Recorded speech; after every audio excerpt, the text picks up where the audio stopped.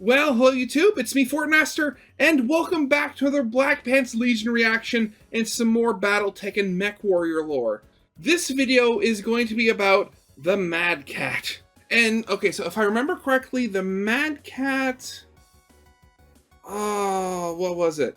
Now, I think I've heard something about the MadCat. Was it also one of the mechs that was made by the, oh god, I'm completely forgetting.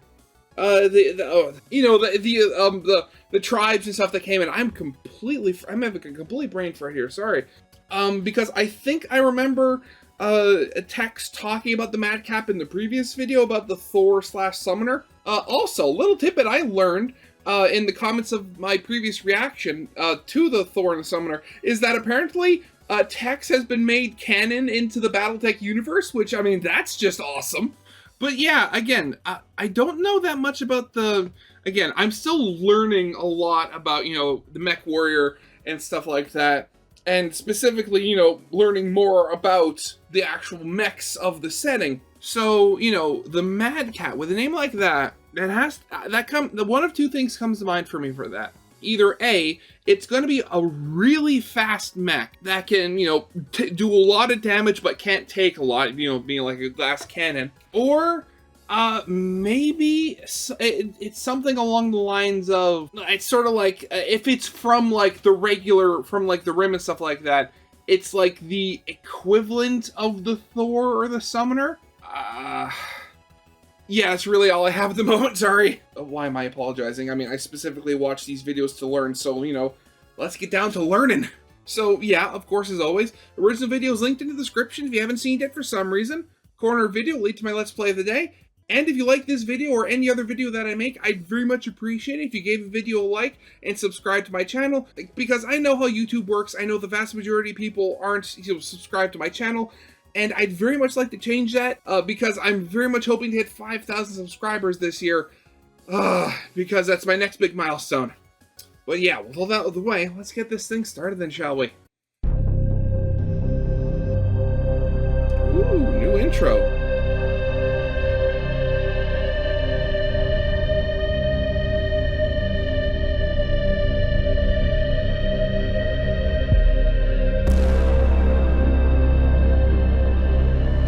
I've seen that before.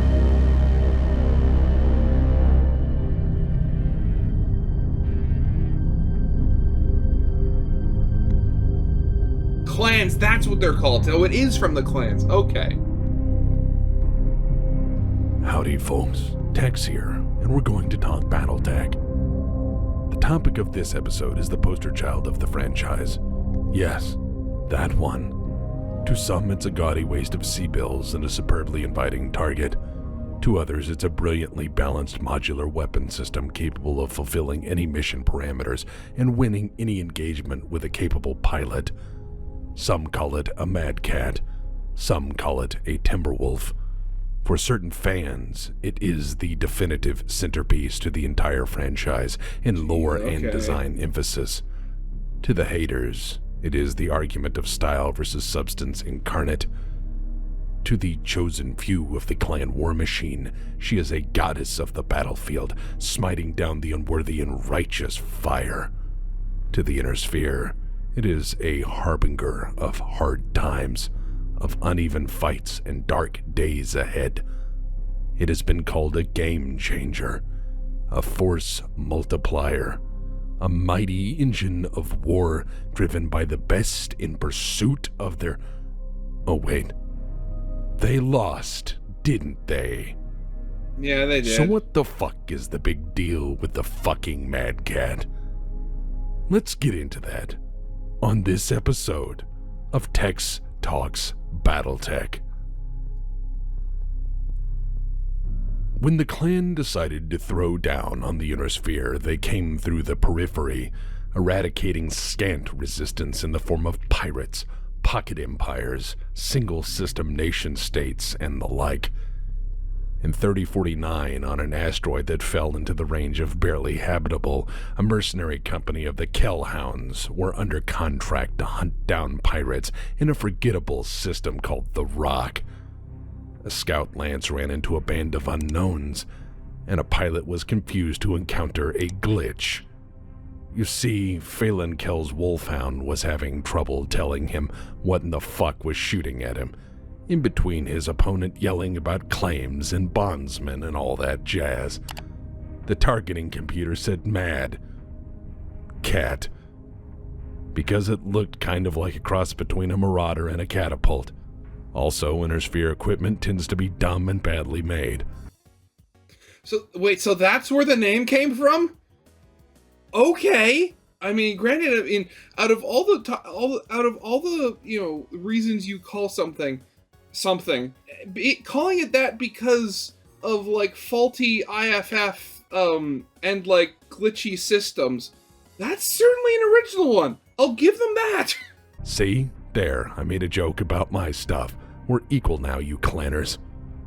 So when the survivors of the mercenary company managed to limp back into the Inner Sphere talking about crazy shit like mechs nobody's ever seen before, driven by brilliantly dangerous pilots, and had records to prove their crazy stories were true, a name was applied. MadCat. By this guy, who works for Space AT&T. Of course. Once in contact with regular forces, the MadCat continued its rampage, serving brilliantly in the name of Clan Wolf.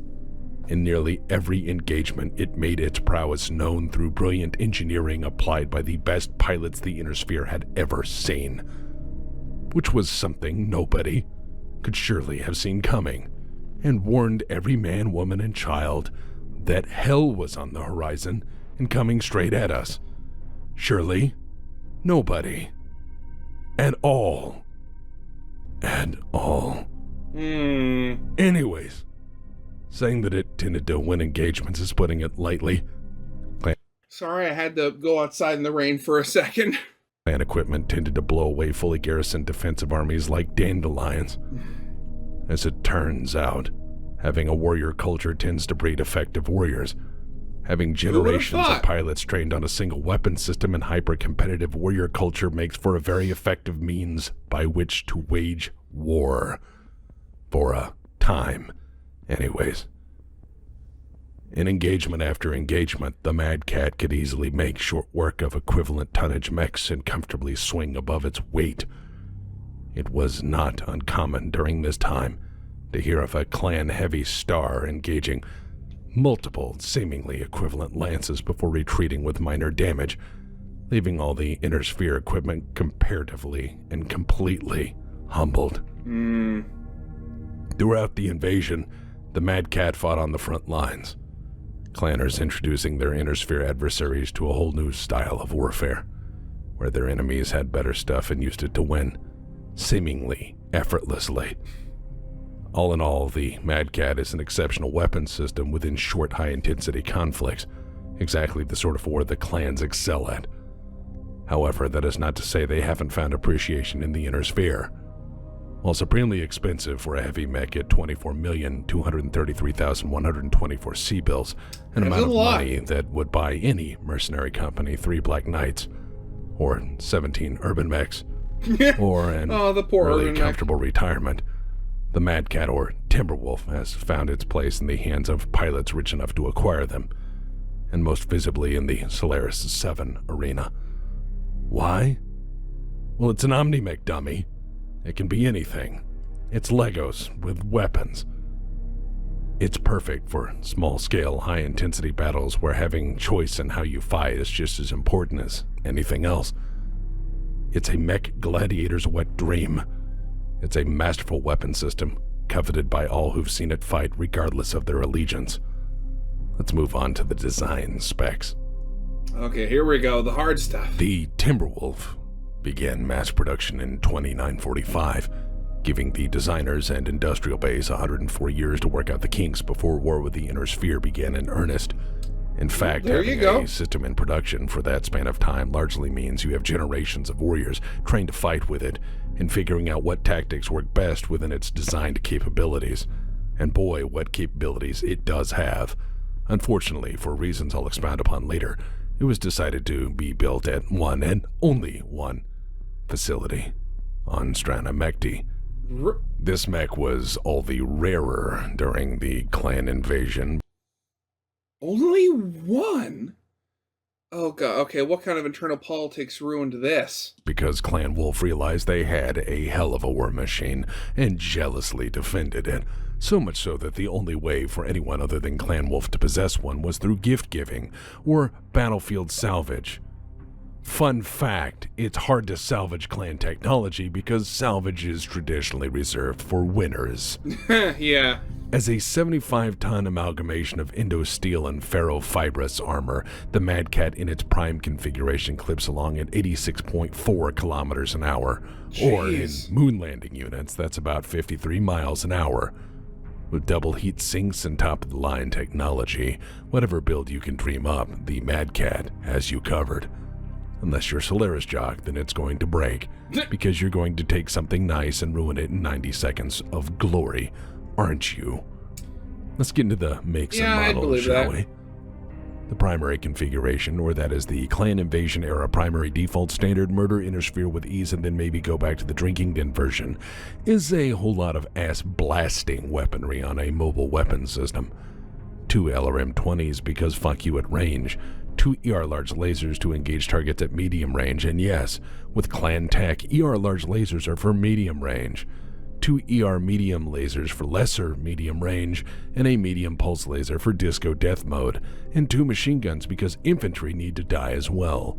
I mean, granted, something that's been built for, 100 years at the least. You think happy to know that they did work out the basic thought that's like, oh, it doesn't matter how big the weapon is. Little tiny squishy human can, try to sneak in and still ruin things. Alternative Configuration Alpha, configured specifically for long-range direct fire support. Think asshole sniper and you won't be far off. 2 ER PBCs for long-range shenanigans, 3 medium pulse lasers for short-range shenanigans, and if anyone gets too uncomfortably close, a Streak SRM-6 to introduce them to the concentrated hate that is Clanner missile tech. Alternative Configuration Beta is a confused mess of weapons, offering a little bit for everybody and lacking any real focus. To me, it says, this is for training. See what you like. You get a Gauss rifle, an LRM-10 launcher, a large pulse laser, a small pulse laser, an SRM-4, and it's all linked by an Artemis 4 fire control system, so the missiles group just a little better. Just because they care. Alternative Configuration Charlie, well, the Charlie is almost like an alt take on the Prime. You get 2 ER large lasers and an Ultra AC-5 autocannon. You get 2 LRM-15s, and for closer in, you get an ER medium laser and an anti-missile system. I like how in this one they've just completely removed the machine guns and just stuck the medium lasers right in the torso. Because at this point, at this point, it's a giant mech. If you're that close to infantry, just step on them. For any return fire fears. Alternative Configuration Delta. This layout, sometimes called the Frankenstein, is a series of ideas joined by a theme called I'm here to kick ass and claim bondsmen, and I'm all out of bondsmen. 2 ER PPCs are the primaries, and the secondaries are 4 Streak SRM-6 launchers. 1 on each torso is rear-facing as an option because sneak up on me and get blasted, son. What the... Streak SRM, what does that mean? There's a Star League, there's missile launcher, relative symbol to center SR, but incorporated unique tag of 7 control system. The system consists of a multi-lens sensor linked to a microwave targeting laser and battle computer and launcher, whose shotgun-like effect may result in some misses and some hits. Streak guidance gives lighter launches the effective average firepower of heavier and more wasteful SRM systems. Okay. Then they added an ER small laser to shoot birds or something. You're not allowed to shit on clan tech, apparently, and clanners are sadistic bastards. Configuration Echo centers around the Advanced Tactical Missile System with 2 ARM-9 launchers, a light tag designator, and 2 ER large lasers. In a sense, it's a fire support take on the Prime with an ability to call an arrow for support as needed. Seeing as the Inner Sphere was nearly out of aerofoil munitions and launchers were relegated to museums as long-lost technology from a more civilized age, this mech was a horrifying surprise in that it ruined everything and brought the hammer down on things that it couldn't outright destroy. Okay. Configuration Foxtrot seems to be more mindful of infantry, in that it wants to kill them. It replaces the pulse laser with an ER medium laser, and with the savings throws those into anti-personnel Gauss rifles because nothing says fun for infantrymen like being exploded. Configuration Hotel is your Swiss Army knife build. 2 LRM-20s with Artemis 4 fire control for long-range precise volleys. For close range you get 2 heavy large lasers which reliably delete a ton of armor with every trigger pull. There's also an ER small laser because, as I said, birds are not allowed to shit on clan tech. It's dishonorable. Here's where things get interesting. I swear, it's always the birds. They're always the weakness. There are spin-offs on this design. Yeah. The Inner Sphere had the call to try to copy it and did so with the Rakshasa, which was almost as expensive, far less capable, and generally a disappointment. It's like a MadCat that was put together in the dark. Think of it as Diablo 3 to Diablo 2, with 2 being the OG MadCat. And it's not a sin that they made a worse mech, it's a sin that they tried. Same lesson stands for Diablo. You hear me, Blizzard? Anyways, in addition, there are 2 generations of offspring for the MadCat, the Mark II and III. Mark II is an assault mech because why not just give it more weapons and armor like a proper asshole? Of course. Now it's even more deadly. It comes standard with 2 Gauss rifles and has other things that make you want to cry. It's full bore ridiculous and wonderful to pilot. If the MadCat was a wrestler, the MadCat 2 would be Macho Man Randy Savage. Oh. Okay, I instantly know. Okay. I'm not even into wrestling, and I know that analogy. Now, what's the MadCat 3? Because that looks like, I'm just looking at the missile shape, the missile launcher shape, and that's a lot different. Because expect the unexpected in the kingdom of madness. Oh yeah. The Mark III is a step in the opposite, and some would argue wrong direction. It's a medium mech with definitive design cues taken from the original MadCat. Insofar as medium mechs go, it's terrifying. It has 2 LRM-20s, because compromise is for losers. If this mech didn't have notable mighty warriors, it would be a failure. It does not disappoint, with quite a few examples for the purposes of this discussion. The first notable is Pride, spelled P-R-Y-D-E. Of course, they gotta get it all. They gotta spell it all weird and stuff like that. Then again, I mean, this is the far future. Who knows? The spelling might have literally just changed by then. After the blood name, I'm referring, of course, to Star Colonel Aiden Pride, who piloted one with the Falcon Guards on Tukiyat in 3052. From Presno Plain to Robbins Crossing, Aiden's Timberwolf made hell for the Comm Guards. He fought until overrun by the Comm Guard 4th Army, taking down a company of war machines with minimal support. His build is remembered for having a quartet of jump jets, adding respectably to its already decent mobility. Oh, In addition, the Bounty Hunter drove one at various points throughout his, look, I can do a whole episode on this character. Just suffice to say he's the setting's Dread Pirate Roberts. The Bounty Hunter. That's literally just what they're known as. Huh. Okay. Is this somebody you play as in, like, a game or something like that? Or is this literally just, somebody in the setting, like, a mythical figure, quote-unquote? The Bounty Hunter had 2 identified builds. The first with large pulse lasers and medium pulse lasers backed by an active probe, full ECM suite, and a targeting computer. The second was Jihad era, and was a Franken build with large pulse lasers, medium lasers, SRM-4s, streak SRM-4s, anti-personnel Gauss rifles, ER small lasers, targeting computers, coolant pods, and jump jets, plus ammo. Because why not? There's also the many infamous builds for Solaris jocks, but, well, they tend not to last that long. And any secrets they may hold are at the bottom of a smoking crater. Yep, I'd believe that. And now, if I may, I'd like to offer an unpopular opinion. Having built a solid foundation as an outspoken asshole and battle mech expert with strongly worded opinions, I would like to say the following is an unpopular opinion. Some consider the MadCat or Timberwolf a game changer. That it is the stompiest of the stompies, the most DACA of the DACA, the best balanced weapon system there ever was in the setting. But let me state an unpopular opinion, at least a lore-friendly one. What if I say it isn't? What if I say it's a prime example as to why the clanners lost? Right now, somebody is mashing that downvote button, but hear me out. Of course, Let's there open the always history is. books of the 20th century. There's an army that designs and builds exceptionally lethal weapon systems, an army that arguably has the best fighters, warriors, and training the world has ever seen. At least to that point.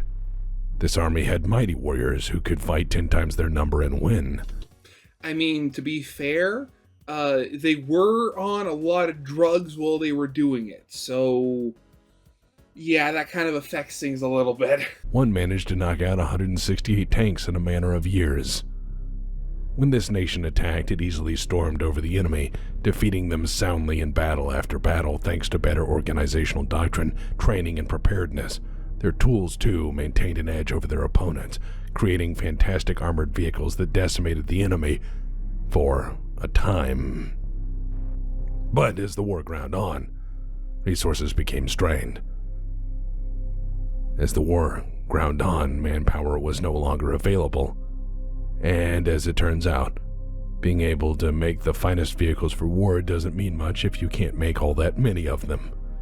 Or if you can't replace those warriors lost with equally talented ones and in similar numbers. Also, as it turns out, attacking a bunch of people means that ultimately sometimes they will set aside their differences and attack stop you, yeah. And in the process unleash their full industrial power for one purpose: making you die. Consider the following. There were 1,347 Tiger I tanks made, ever.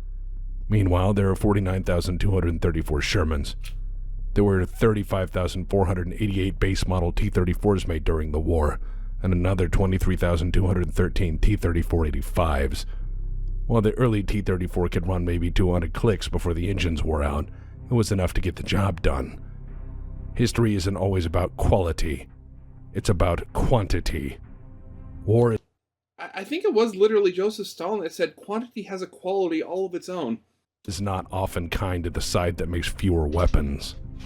War does not often reward nations with the audacity to fight a superior industrial base for a prolonged period of time. As well, history's lesson for us seems to be that building all your weapons in relatively few places and relatively few numbers for relatively few carefully chosen people is a bad fucking idea. Yeah. This is complicated by having an enormously long supply chain, a rigid system of belief that prevents you from utilizing your full might without serious loss of honor. This is then complicated by maintaining a large force of high-tech equipment that may not react well to the rigors of prolonged conflict far from home. And to note that any supplies, replacement parts, or pilots must be sent from far, far away. All of this is then made worse when a war does drag on, because whatever you might think, war has a tendency to change. War has a tendency to surprise both sides. War has a tendency to resolve nothing but who has the larger industrial base, and who is willing to grind people to dirt for the satisfaction of victory. The MadCat may be the finest weapon of war yet devised in the setting. It may be near perfect as battle mechs go. But there weren't a lot of thankfully, it was too little for too few to make a big enough impact. Intersphere historians shudder at what might have happened had the clans had enough time to prepare better.